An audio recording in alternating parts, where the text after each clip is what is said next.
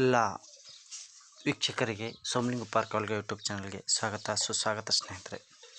ಇಂದು ನಾವು Karnataka judiciary government management system district court Kalaburagi ಒಂದು ಇದರಲ್ಲಿ ನಾವು ಹೊಸದಾಗಿ ಪೋಸ್ಟನ್ನು ಅಪ್ಲೈ ಮಾಡಬೇಕಾಗಿದೆ.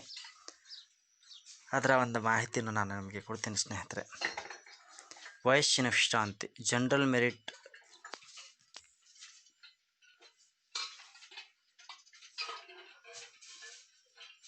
ವಿದ್ಯಾರ್ಥಿಗೆ ಎಷ್ಟಿದೆ ಅಂದರೆ,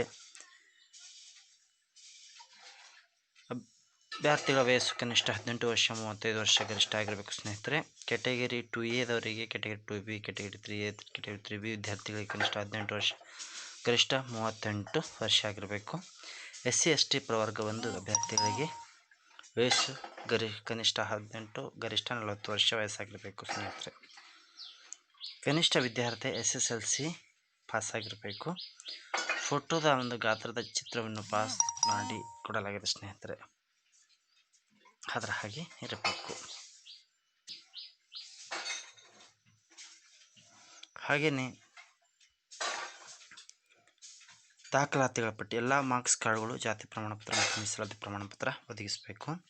SBI ಪಾವತಿ ಪೋರ್ಟ್ಗಾಗಿ ಪಾವತಿ ಮಾಡಬಹುದು.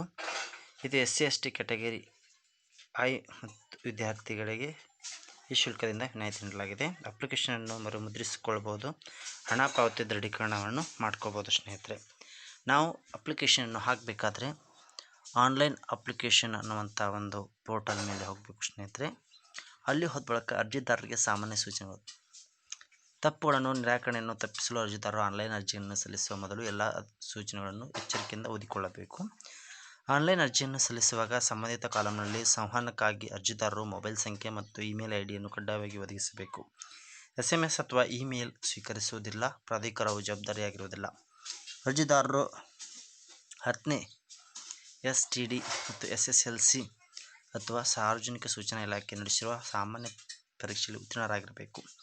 ಅರ್ಜಿದಾರರು ಫೋಟೋಗ್ರಫಿ ಅಥವಾ ಛಾಯಾಚಿತ್ರ ಮತ್ತು ಸಹಿ ಸ್ಕ್ಯಾನ್ ಅನ್ನು ಒದಗಿಸಬೇಕು. ಅಭ್ಯರ್ಥಿಗಳು ಅವಳ ಇತ್ತೀಚಿನ ಪಟ್ಟಣದ ಪಾಸ್ಪೋರ್ಟ್ ಗಾತ್ರದ ಫೋಟೋಗ್ರಫಿ ಛಾಯಾಚಿತ್ರವನ್ನು ಬಿಳಿ ಹಿನ್ನೆಲೆಯೊಂದಿಗೆ 5 ಸೆಂಟಿಮೀಟರ್ ಉದ್ದ 3 ಸೆಂಟಿಮೀಟರ್ ಅಗಲವನ್ನು ಗರಿಷ್ಠ ಗಾತ್ರ 50 KB JPG ಸ್ವರೂಪದಲ್ಲಿ ಹೊಂದಿರಬೇಕು. ಕಪ್ಪು ಬಾಲ್ ಪಾಯಿಂಟ್ ಪೆನ್ನಿನಲ್ಲಿ ಬಿಳಿ ಕಾಗದದ ಮೇಲೆ ಸಹಿಯನ್ನು 2.5 ಸೆಂಟಿಮೀಟರ್. ಆನ್ಲೈನ್ ಅರ್ಜಿಯನ್ನು ಸಲ್ಲಿಸುವಾಗ ಉದ್ದ 7.5 ಸೆಂಟಿಮೀಟರ್ ಗಾತ್ರ 26 KB JPG ಸ್ವರೂಪದಲ್ಲಿ ಪ್ರತ್ಯೇಕವಾಗಿ ಮತ್ತು ಅಪ್ಲೋಡ್ ಮಾಡಬೇಕು. ಅರ್ಜಿ ನಮೂನೆಯ ಮುದ್ರಣವನ್ನು ಸಲ್ಲಿಸಲಾಗಿದೆ ಹಾಗೂ ಪಾವತಿ ರಸೀದಿ ಚಾನಲ್ ತೆಗೆದುಕೊಳ್ಳಬಹುದು ಮತ್ತು ನೇಮಕಾತಿ ಪ್ರಕ್ರಿಯೆ ಪೂರ್ಣಗೊಳ್ಳುವವರೆಗೆ ಅವುಗಳನ್ನು ಸುರಕ್ಷಿತವಾಗಿಟ್ಟುಕೊಳ್ಳಬೇಕು. ಕೊನೆಯ ನಿಮಿಷದ ವಿಪರೀತವನ್ನು ತಪ್ಪಿಸಲು ಅರ್ಜಿದಾರರು ಆನ್ಲೈನ್ ಅರ್ಜಿಯನ್ನು ಮುಂಚಿತವಾಗಿ ಸಲ್ಲಿಸುವಂತೆ ಸೂಚಿಸಲಾಗಿದೆ. 31/12/2020 ರಾತ್ರಿ 11:59 ವೆಬ್ಸೈಟ್ ಗಡಿಯಾರದ ಸುತ್ತಲಿನ ಅರ್ಜಿಗಳನ್ನು ಸ್ವೀಕರಿಸಲಾಗುವುದು. ಕೊನೆಯ ದಿನಾಂಕ 31/12/2020 ಆಗಿದ್ದು, ಅದಕ್ಕೂ ಮೊದಲು ಆನ್ಲೈನ್ ಅರ್ಜಿಗಳನ್ನು ನೋಂದಾಯಿಸಲು ಸಲ್ಲಿಸಲು ಸಮಯ 11:59. ಆನ್ಲೈನ್ SBIಗೆ ನೆಟ್ ಬ್ಯಾಂಕಿಂಗ್, ಕ್ರೆಡಿಟ್, ಡೆಬಿಟ್ ಮೂಲಕ ಶುಲ್ಕ ಪಾವತಿಸುವುದು. 31 ಡಿಸೆಂಬರ್ 2020 ಇದು ಚಾನಲ್ ಫಾರ್ಮ್ ಅನ್ನು 2/1/2021 SBI ಬ್ಯಾಂಕ್ಗೆ ರವಾನಿಸಲು ಬ್ಯಾಂಕ್ನ ಕೆಲಸದ ದಿನದೊಳಗೆ ಅರ್ಹ ಅಭ್ಯರ್ಥಿಗಳಿಗೆ SMS ಹಾಗೂ ಇಮೇಲ್ ಮೂಲಕ ಮಾಹಿತಿ ಕಳಿಸಲಾಗುತ್ತದೆ. ಅರ್ಹ ಅಭ್ಯರ್ಥಿಗಳ ಪಟ್ಟಿಯನ್ನು ನೋಟಿಸ್ ಬೋರ್ಡ್ನಲ್ಲಿ ಹಾಗೂ ವೆಬ್ ಲಿಂಕ್ನಲ್ಲಿ district court government Belagavi online ರಿಕ್ರೂಟ್ಮೆಂಟ್ಗೆ ತಿಳಿಸಲಾಗುವುದು. ಪ್ರಲ್ನ ಜಿಲ್ಲಾ ಸೆಷನ್ ನ್ಯಾಯಾಲಯ ಬೆಳಗಾವಿಯಲ್ಲಿದೆ ಸ್ನೇಹಿತರೆ. ಪೋಸ್ಟ್ಗೆ ಕರೆ ಮಾಡಿದ ಅಭ್ಯರ್ಥಿಗಳು ತಪ್ಪದೇ ಆದ ವೆಚ್ಚದಲ್ಲಿ ಹಾಜರಾಗಬೇಕು. ಅವ್ರದ್ದೇ ಆದ ವೆಚ್ಚದಲ್ಲಿ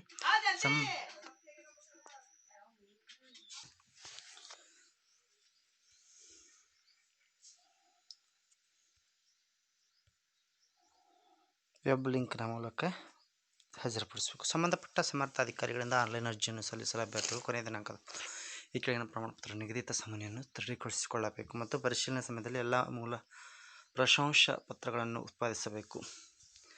ಆನ್ಲೈನ್ ಅರ್ಜಿಗಳನ್ನು ಸಲ್ಲಿಸಲು ನಿಗದಿಪಡಿಸಿದ ಕೊನೆಯ ದಿನಾಂಕದ ನಂತರ ಪಡೆದ ಪ್ರಮಾಣಪತ್ರವನ್ನು ಪರಿಗಣಿಸಲಾಗುತ್ತದೆ. ಇದರಲ್ಲಿ ವಿಫಲವಾದಲ್ಲಿ ಮೀಸಲಾತಿ ಹಕ್ಕು ಉಮೇದುವಾರಿಕೆ ನಿರಾಕರಣೆ ಹೊಣೆಯಾಗಿರುತ್ತಾರೆ. ಆನ್ಲೈನ್ನಲ್ಲಿ ಸಲ್ಲಿಸಿದ ಅರ್ಜಿಯ ಪ್ರಿಂಟ್ 2 ಅರ್ಜಿ ಪಾವತಿಸಿದ ರಸೀದಿ ಚಾನೆಲ್ ಪ್ರತಿ SSLC ಹಾಗೂ ಹುಟ್ಟಿದ ದಿನಾಂಕವನ್ನು ತೋರಿಸುವ ಸಮಾನ ಪ್ರಮಾಣಪತ್ರ SSLC ಮಾರ್ಕ್ಸ್ ಕಾರ್ಡ್ ಆಕ್ಷೇಪಣಾ ಪ್ರಮಾಣಪತ್ರವಿಲ್ಲ ಸೇವಾ ಅಭ್ಯರ್ಥಿಯಾದಲ್ಲಿ ಜಾತಿ ಪ್ರಮಾಣಪತ್ರ SC ST category IIA IIB III IIB ಅಡಿಯಲ್ಲಿ ಮೀಸಲಾತಿ ಪಡೆದ ಅಭ್ಯರ್ಥಿ ಪ್ರಾಧಿಕಾರ ನೀಡುವ ನಿಗದಿತ ಸ್ವರೂಪದಲ್ಲಿರಬೇಕು. ಮೀಸಲಾತಿ ಹಕ್ಕು ಪಡೆದಿರುವ ಮಿಲಿಟರಿ ಸೇವೆಯಿಂದ ಮಾಜಿ ಸೈನಿಕರ ವಿಸರ್ಜನೆ ಪ್ರಮಾಣಪತ್ರ ಪಡೆದಿರಬೇಕು. ಹಾಗೆಯೇ ಮೀಸಲಾತಿ ಹಕ್ಕು ಪಡೆದ ನಿಗದಿತ ಅಭ್ಯರ್ಥಿಗಳಲ್ಲಿ ಗ್ರಾಮೀಣ ಪ್ರಮಾಣಪತ್ರ ಜಿಮ್ ಅಭ್ಯರ್ಥಿಗೆ ಫಾರ್ಮ್ ನಂಬರ್ 1 ಜೊತೆಗೆ ಇರಬೇಕು. ಮೀಸಲಾತಿ ಹಕ್ಕು ಪಡೆದ ಪೋಸ್ಟ್ ಅಧಿಸೂಚನೆ ನೀಡಿದ ಸೂಚಿಸಿದ ಕನ್ನಡ ಮಾಧ್ಯಮದ ಪ್ರಮಾಣಪತ್ರ ಇರಬೇಕು ಸ್ನೇಹಿತರೆ. ಹಾಗೆಯೇ ಮೀಸಲಾತಿ ಹಕ್ಕು ಪಡೆದರೆ ಸಮರ್ಥ ಪ್ರಾಧಿಕಾರ ನೀಡುವ ದೈಹಿಕ ಅಂಗವಿಕಲತೆ ಪ್ರಮಾಣಪತ್ರ ವೈದ್ಯಕೀಯ ಪ್ರಮಾಣಪತ್ರ ಲಗತ್ತಿಸಬೇಕಾಗುತ್ತೆ. ಇದರ ಜೊತೆಗೆ ಎಲ್ಲ ಮಾಹಿತಿಯನ್ನು ನಾವು ನೋಡಿದಾದ ಬಳಿಕೆ ನಾನು ಎಲ್ಲ ಅಧಿಸೂಚನೆ ಅನುಸರಿಸುತ್ತೇನೆ ಮತ್ತು ಅದನ್ನು ನಾನು ಒಪ್ಪಿಕೊಳ್ಳುತ್ತೇನೆ ಅಂತಂದು ಅನ್ವಯಿಕೆ ಅಂತ ಕೊಡಬೇಕು ಸ್ನೇಹಿತರೆ. ಕೊಟ್ಟಿದ್ದಾದ ಬಳಿಕೆ ನಮಗೆ ಇಲ್ಲಿ ವೈಯಕ್ತಿಕ ವಿವರಗಳನ್ನು ಕೇಳ್ತದೆ. ನಮ್ಮ ವೈಯಕ್ತಿಕ ವಿವರಗಳನ್ನು ಈ ಒಂದು ಕಾಲಮ್ನಲ್ಲಿ ತುಂಬಬೇಕು. ಆಮೇಲೆ ಅರ್ಜಿದಾರರ ತಂದೆ ಹೆಸರು ಅಥವಾ ಗಂಡ ರಕ್ಷಕರ ಹೆಸರು ಕೊಡಬೇಕು ಸ್ನೇಹಿತರೆ. 50 ಅಕ್ಷರ ಲಿಂಗ ನಾವು ಹಾಕಬೇಕು. ಹುಟ್ಟಿದ ದಿನಾಂಕ ನಾವು ಕರ್ನಾಟಕದ ಉಳಿದ ಪೋಷಕ ಕೋಡ್ಗಾಗಿ ಸಂಪರ್ಕಿಸಬೇಕಾದರೆ 371 ಇದ್ದರೆ ಹೌದು ಎಂದಾದರೆ ಅದರ ಆಧಾರತೆ ನಾವು ಉಳಿಸ್ಕೊಳ್ಬೇಕು. ನಮ್ಮ ವರ್ಗ ಕ್ಯಾಟಗರಿ ಯಾವುದು ಅನ್ನುವಂಥದ್ದನ್ನು ಇಲ್ಲಿ ನಾವು ತುಂಬಬೇಕಾಗುತ್ತೆ ಸ್ನೇಹಿತರೆ. ಹಾಗೆ ಮೀಸಲಾತಿ ಪ್ರಮಾಣಪತ್ರಗಳು ನಮ್ಮ ಸಂಪರ್ಕ ಮಾಧ್ಯಮಕ್ಕೆ ಸಂಬಂಧಪಟ್ಟಾಗ ಹಾಗೂ ಚಾನಲ್ಗೆ ಸಂಬಂಧಪಟ್ಟಂಥ ಮಾಹಿತಿ ಇರ್ತದೆ. ನಾನು ನಿಮಗೆ ಕೆಲವೊಂದು ಮಾಹಿತಿಯನ್ನು ಇಲ್ಲಿ ನಾನು ತುಂಬಲು ಇಷ್ಟಪಡುತ್ತೇನೆ ಸ್ನೇಹಿತರೆ.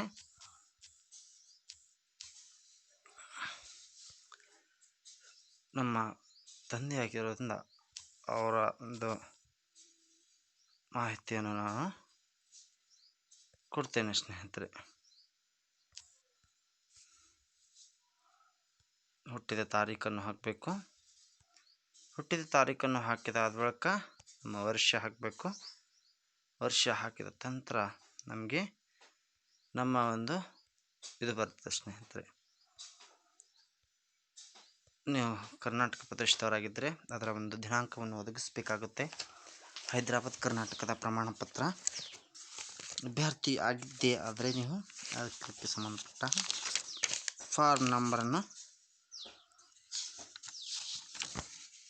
ನೀಡಬೇಕಾಗುತ್ತೆ.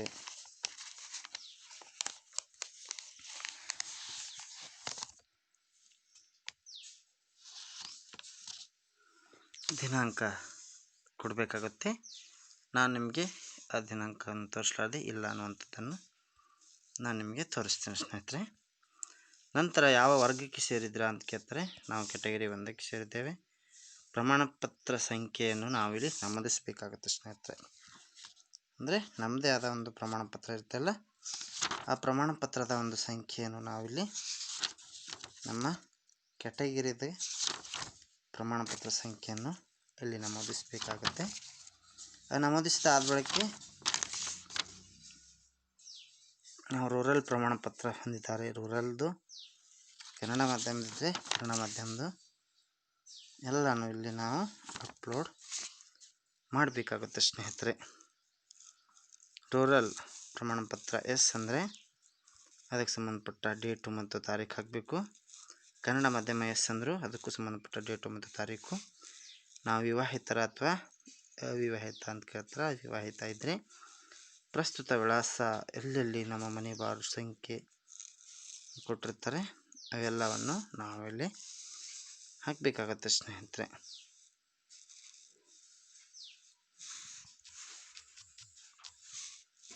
ನಮ್ಮ ರಾಜ್ಯ ಯಾವುದಂತ ನಾವು ಹಾಕಬೇಕು. ನಮ್ಮ ಜಿಲ್ಲೆ ಯಾವ ಜಿಲ್ಲೆಗೆ ನಾವು ಅರ್ಜಿಯನ್ನು ಹಾಕ್ತಾಯಿದ್ದೇವೆ ಅಂತ ಹಾಕಬೇಕು. ನಮ್ಮ ತಾಲೂಕು ಯಾವುದದ ಅಂತ ಹಾಕಬೇಕಾಗುತ್ತೆ ಸ್ನೇಹಿತರೆ. ಇದು ಆದ ನಂತರ ಪ್ರಸ್ತುತ ವಿಳಾಸ ಇದೇ ಇದಾದ್ರೆ ಯಥ ಪ್ರಕಾರ ಆಗಿ ಹಾಕಬೇಕು. ನಮ್ಮ ಮೊಬೈಲ್ ಸಂಖ್ಯೆಯನ್ನು ಹಾಕಬೇಕಾಗುತ್ತೆ.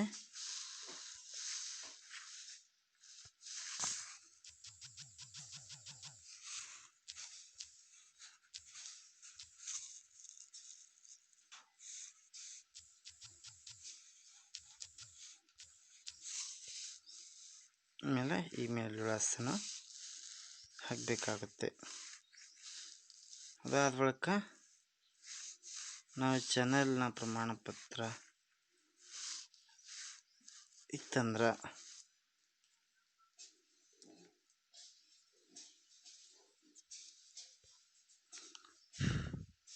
ಒಂದು ಲೈಸೆನ್ಸ್ ಬೇಕಾಗುತ್ತೆ ಸ್ನೇಹಿತರೆ. ಲೈಸೆನ್ಸ್ ಚಾಲನಾ ಪರವಾನಗಿ ಸಂಖ್ಯೆ, ನೀಡಿದ ದಿನಾಂಕ, ಅರ್ಜಿದಾರರೊಂದಿಗೆ ಮಾನದಂಡಗಳನ್ನು ಅಂತ ನಾವು ಹಾಕಬೇಕು. ಹಾಕಿ ನಾವು ಮುನ್ನೋಟ ಅಂತ ಕೊಟ್ಟಾಗ ನಮಗೆ ಹೊಸ ಪೇಜ್ ಬರುತ್ತೆ. ನಮ್ಮ ಫೋಟೋ ಮತ್ತು ಅಪ್ಲಿಕೇಶನ್ ಹಾಕೋದು ಹಾಕಿ ನಾವು ಸಬ್ಮಿಟ್ ಅಂತಂದು ನಾವು ಆನ್ಲೈನ್ ಪೇಮೆಂಟ್ ಮಾಡಬೇಕು ಸ್ನೇಹಿತರೆ. ಮಾಡಿದ ತಕ್ಷಣ ಈ ಒಂದು ಹುದ್ದೆಗೆ ನಾವು ಅರ್ಹರಾಗಿರ್ತೇವೆ ಸ್ನೇಹಿತರೆ. ಇಷ್ಟೆಲ್ಲ ನೀವು ನೋಡಿದಾಗ ಈ ಎಲ್ಲವನ್ನು ತುಂಬಿದಾದ ಬಳಿಕ ನೀವು ನಿಮ್ಮ ಒಂದು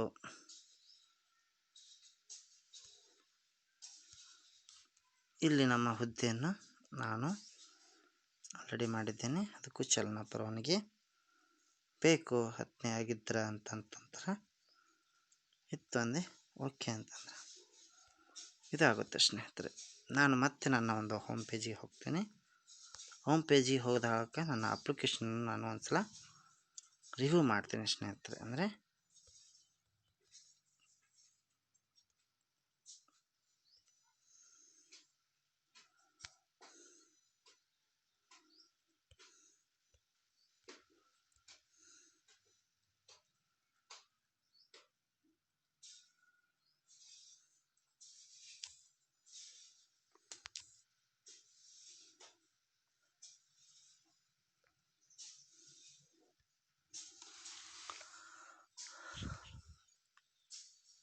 ಈ ಥರ ಇದೆ ಸ್ನೇಹಿತರೆ.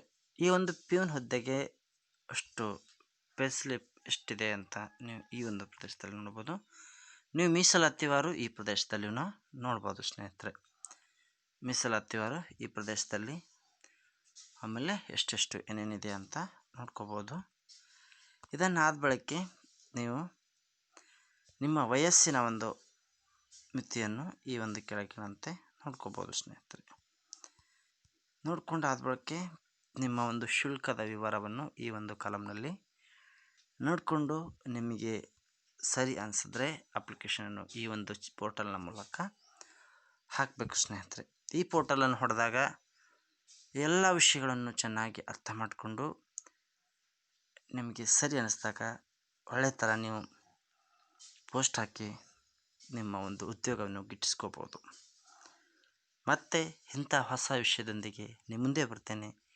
ಇದನ್ನು ನೋಡಿದ ನಿಮ್ಮೆಲ್ಲರಿಗೂ ಧನ್ಯವಾದಗಳು.